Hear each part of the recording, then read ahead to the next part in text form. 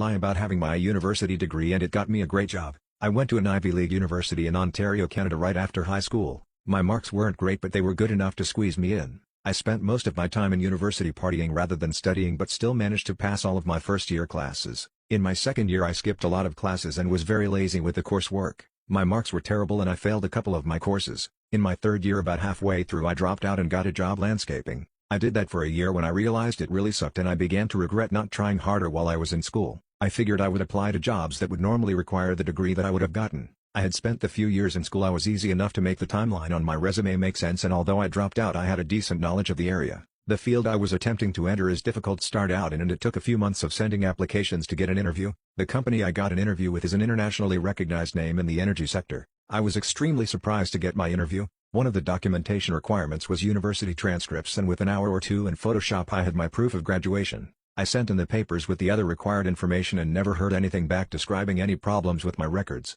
I ended up going through 3 interviews in the process and received a position. I have now been working with this company for almost 5 years. They provided all the necessary job training and nobody has ever questioned my education. I entered with a starting salary of $72,500 CDN and received annual raises. Upon hiring me I was told that the management staff was quite impressed with me through the hiring process and that they usually only hire applicants with minimum requirement of a master's degree. I basically shit my pants every day while in the interview training process but now I don't really think about it ever. I didn't tell my university friends I faked having my degree. The only people that know I did this are my parents.